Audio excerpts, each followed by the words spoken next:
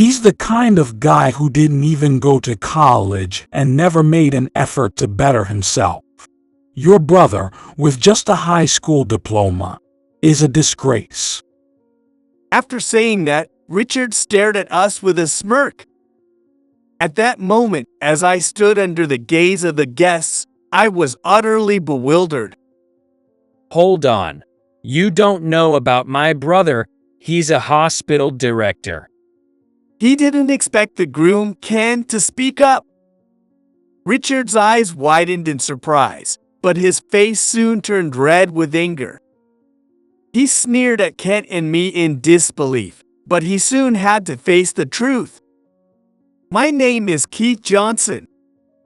I'm 52, living a peaceful life with my beloved wife, but my life hasn't been without turmoil.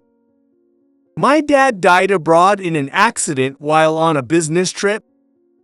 I was only 10 at the time, and all I could do was pat my mom on the back as she collapsed in tears after hearing the news. She was pregnant then, and a few months later, my younger brother Ken was born. He only knew our dad through photos. My mom, who had been a stay-at-home mom until then, had to start working right after giving birth, which left her quite distressed. She was already heartbroken over my dad's sudden death, but she was also overwhelmed by housework, her job, and taking care of newborn Ken. I helped as much as I could, but over time, my mom's health declined under the stress of her busy daily routine. She juggled several jobs, and my share of household chores naturally increased. After dropping my young brother off at daycare, I'd head to school, then pick him up after classes and carry him home. While waiting for Mom to come back, I'd fold laundry and cleaning, doing whatever I could to help, so she could prepare dinner as soon as she got home.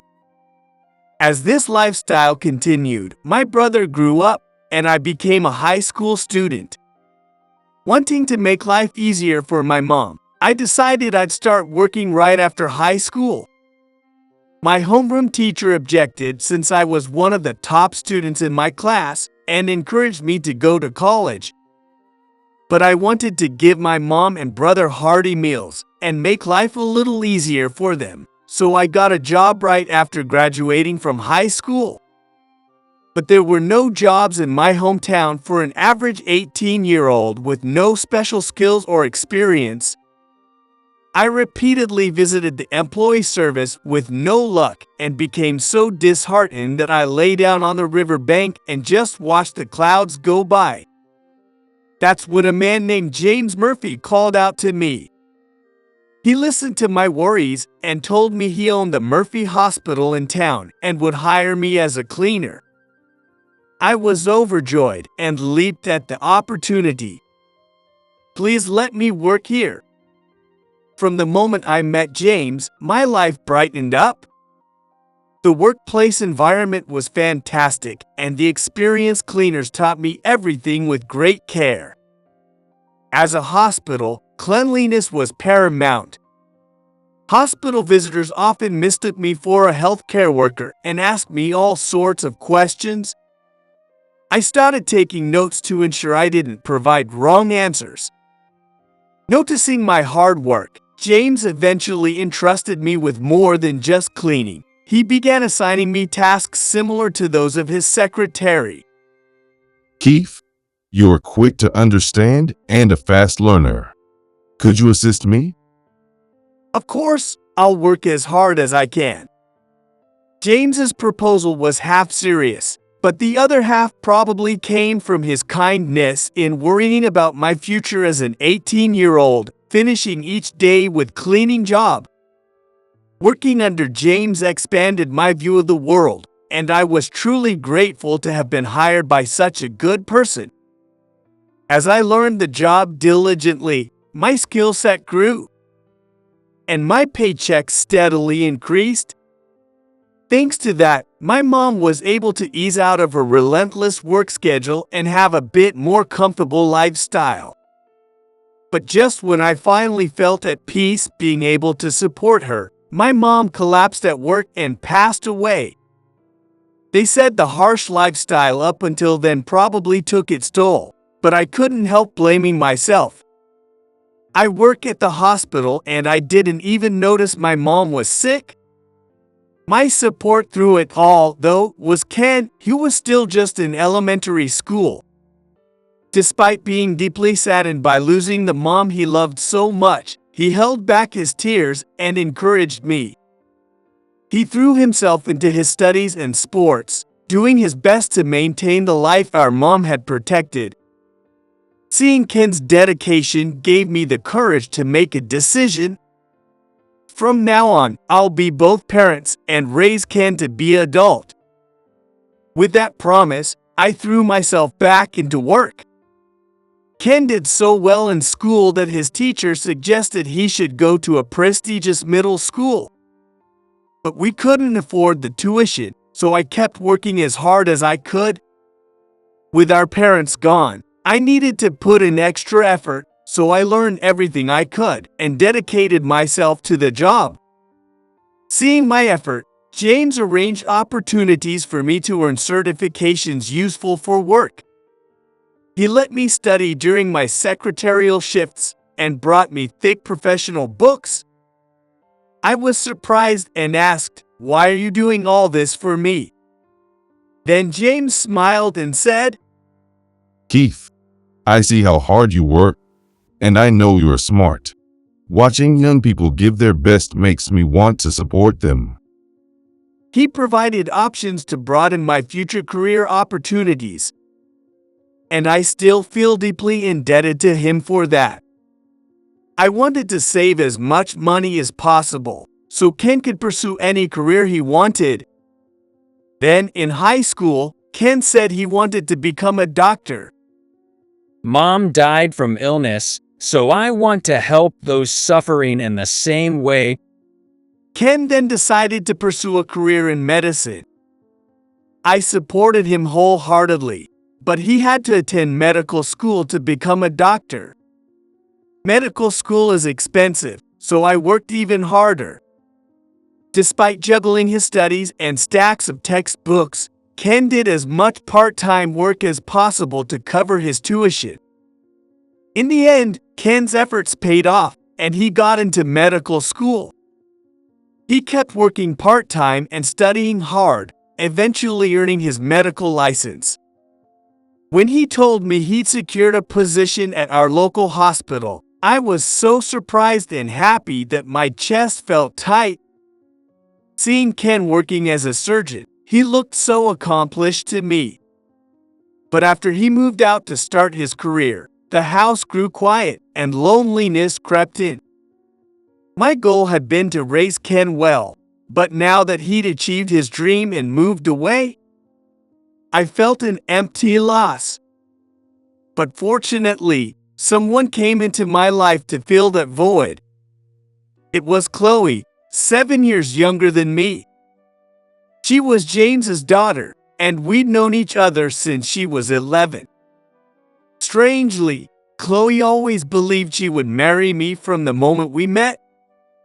When I'm grown up, let's get married, Keith. So, Dad, please take good care of Keith.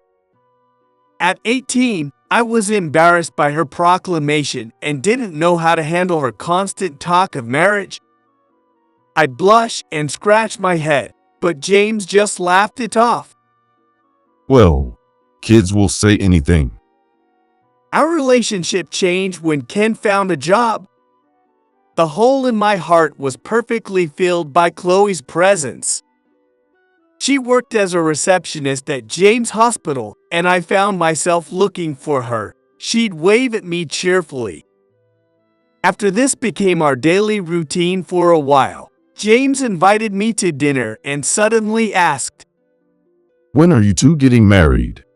If you wait too long for the right moment, you'll miss the chance. Really? Someone like me can marry Chloe? I felt unworthy of her since she graduated from a prestigious university while I went straight to work after high school. But James smiled and said, Because it's you. Are you worried about your education or job? What matters is your feelings for each other.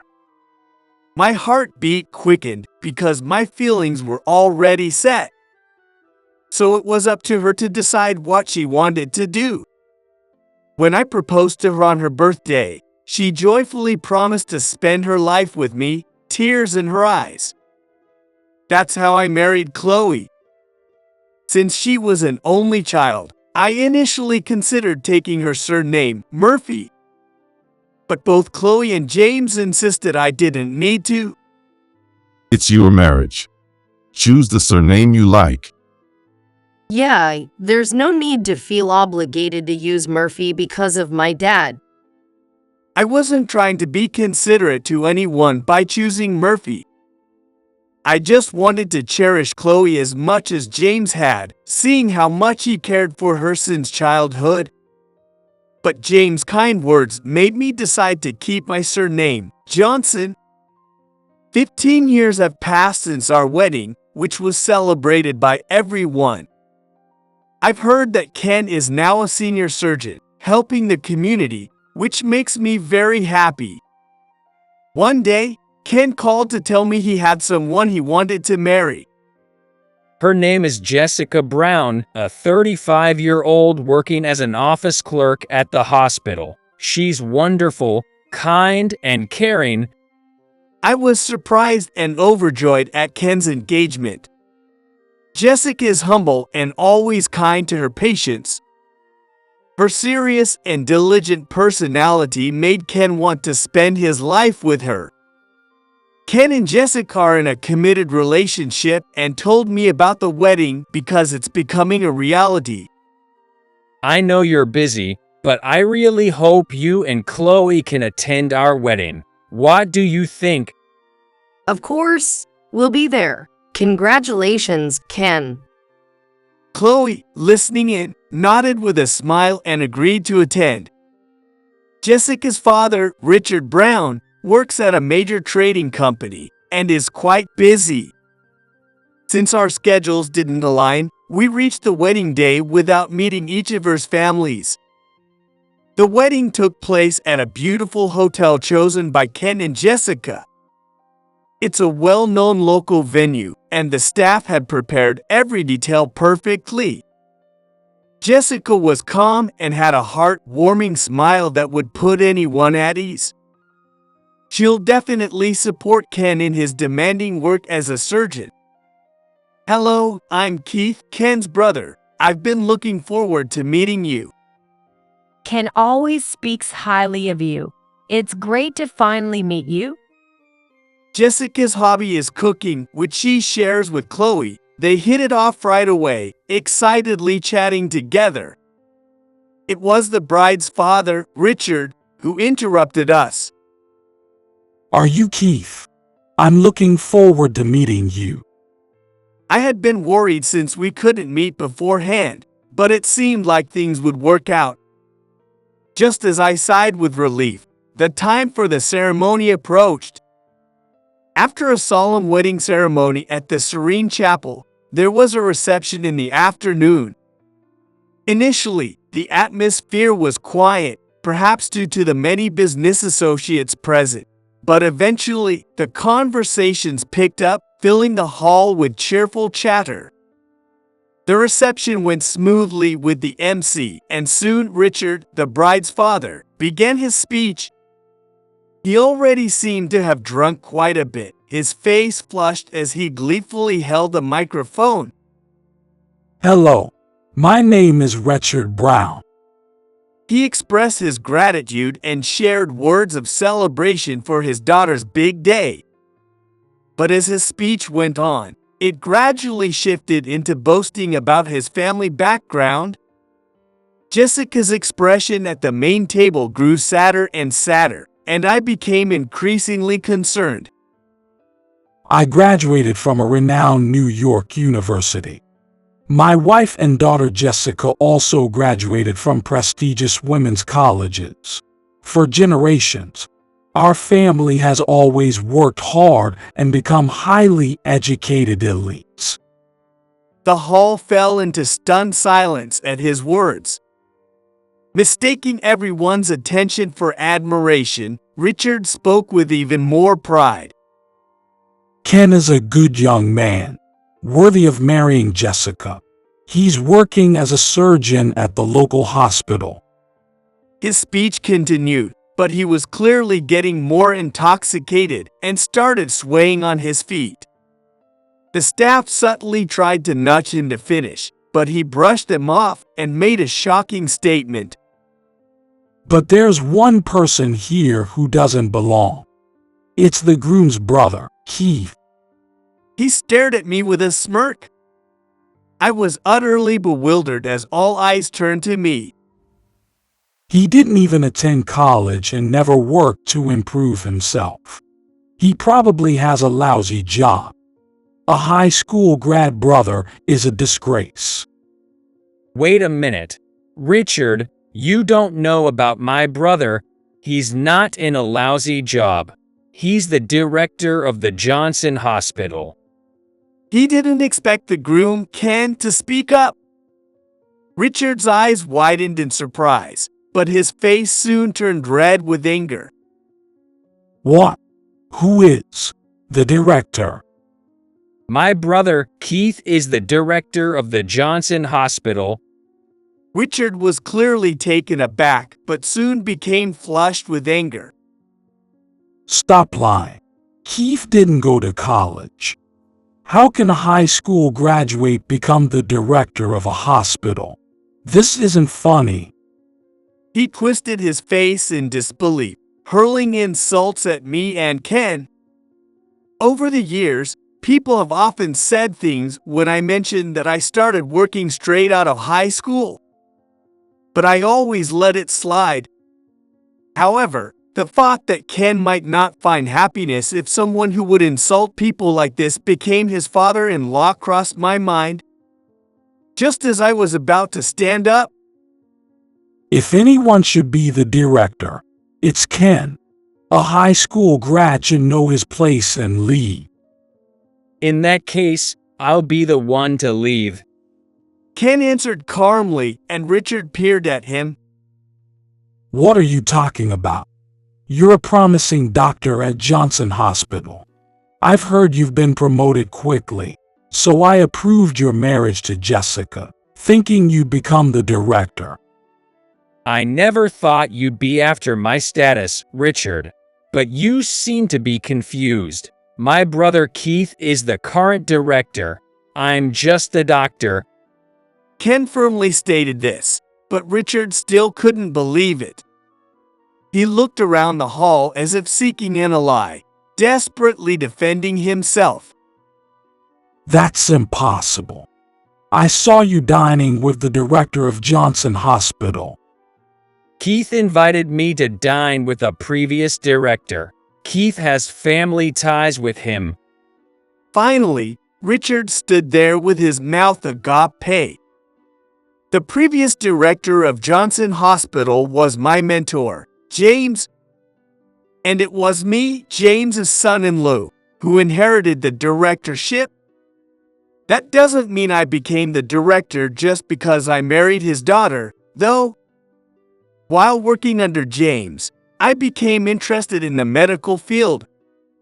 I had originally aimed to be a doctor, studying diligently throughout high school.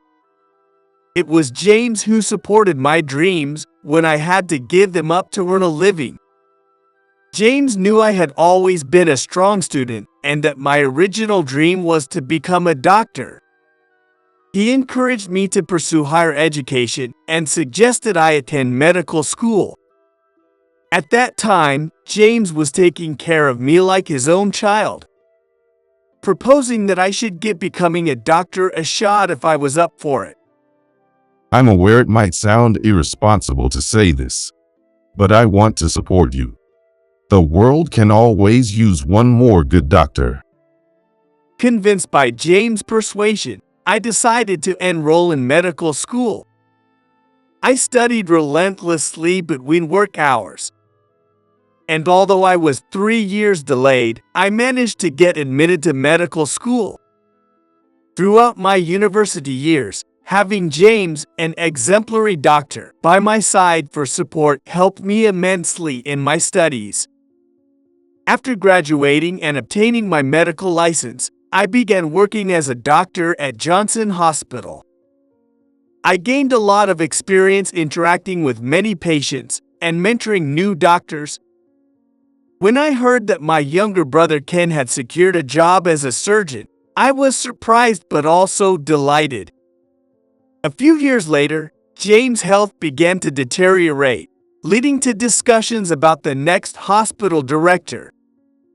I was chosen from within the hospital because of my suitable qualifications.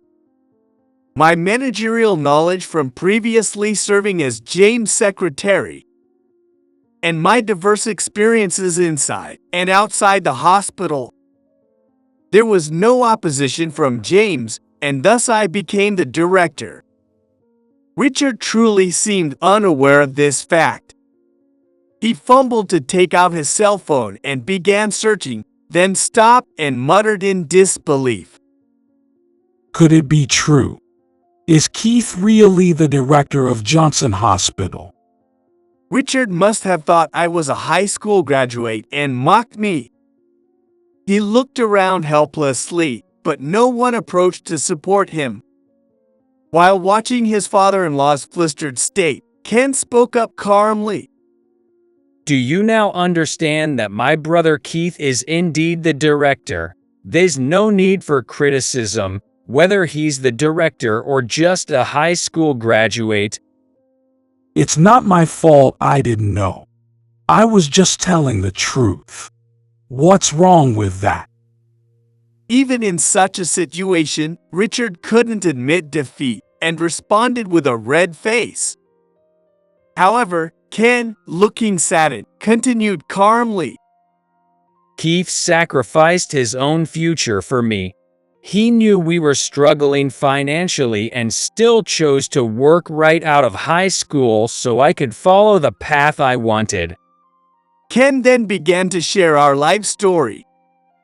As he spoke, the room fell silent. Sniffles from emotional guests could be heard. Keith was smarter than me and could have gone to a prestigious high school, but he worked hard and supported our lives for my sake. I didn't know that because no one told me. Besides, emphasizing education is a general belief. Richard responded, now visibly sweating as he realized his fault. But then, it was Jessica, the bride and Richard's own daughter, who spoke up. Just because you didn't know, do you think you can say anything? Not many can dedicate their lives for someone else like that. Reprimanded sharply by his daughter, Richard visibly shrank. Jessica raised her voice, tears in her eyes as she looked at her father's disgrace. Ken moved closer to her, placing a comforting hand on her back. Thank you for understanding, Jessica. That's why I deeply respect Keith. It's precisely because he always worked positively in tough circumstances that he could become the director of a busy hospital like ours. This is outrageous. Keeping the truth hidden is a scam. You set me up to be humiliated, and I demand compensation. Richard, now isolated as the villain, erupted furiously. He had already been quite drunk before the speech, and his flushed face grew even redder from his sudden burst of activity. As confusion swept over the room, it was Richard's wife, Susan, who stood up. Seeing her approach, Richard exhaled a sigh of relief and let his guard down, regaining his previous arrogant demeanor. You understand, don't you? It's infuriating that someone like Keith, with only a high school diploma, could later become a doctor. He once gave up on studying, and now he wants to stand on equal ground with us well-educated people. It's disgraceful. Absolutely disgraceful. Susan replied softly, almost as if muttering. Puffing up with pride, Richard echoed. Indeed, It's disgraceful to attend such a lavish wedding, oblivious of one's place. Sure, he may be a director now, but he can't compare with the academic pedigree of an elite family like ours. But when I said it was disgraceful, I was referring to you, Richard. Me? Richard muttered in disbelief, his eyes wide. Judging people based on education or occupation. What have you learned in all your years out in society? What's important is one's character and actions. What exactly does that mean? Richard assumed his wife would be on his side. Instead, she stared back at him with a stern expression. Do you remember when I had that severe illness and underwent surgery at Johnson Hospital a few years ago, despite all the help we received? Of course I remember. Ken performed your surgery. I knew he was a talented surgeon, so I approved of the marriage.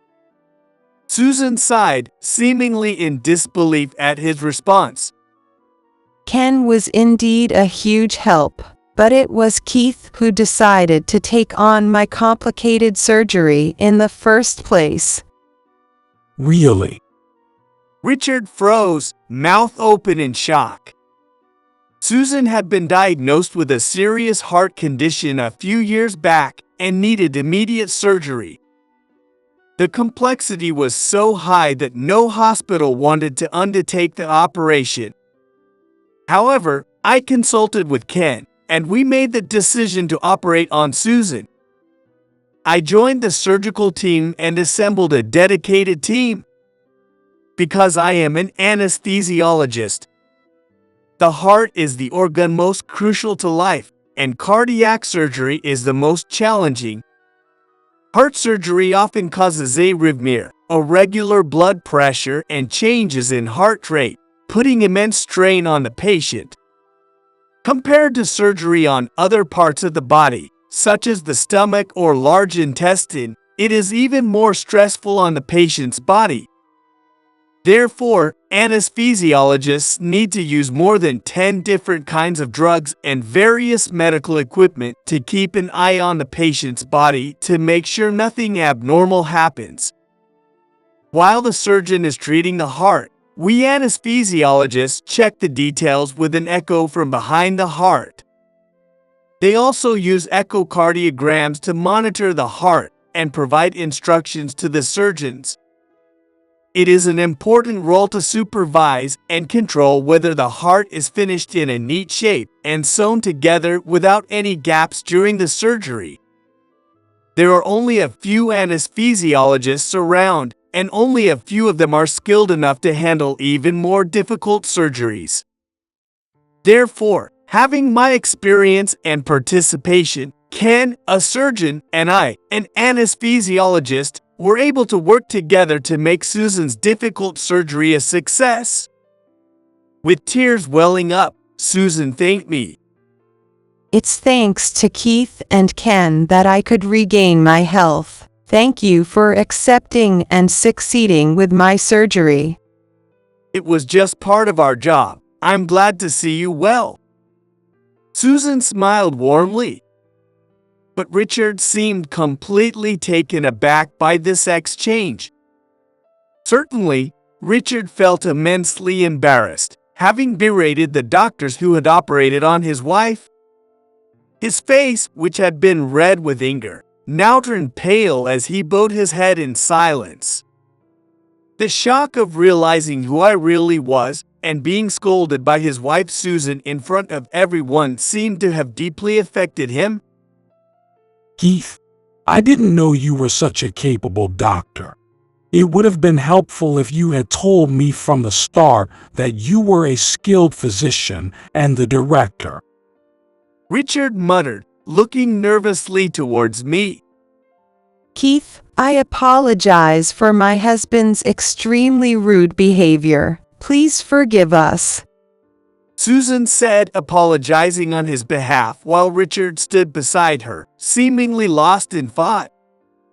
Noticing he hadn't said anything, Susan sharply turned to him and urged, What are you doing? Apologize now. I'm sorry.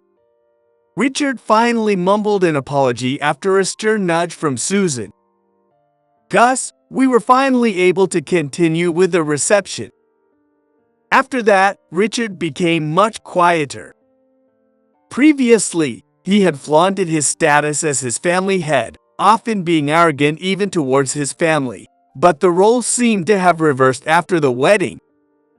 He realized just how out of touch his views were from the general consensus and began to reflect.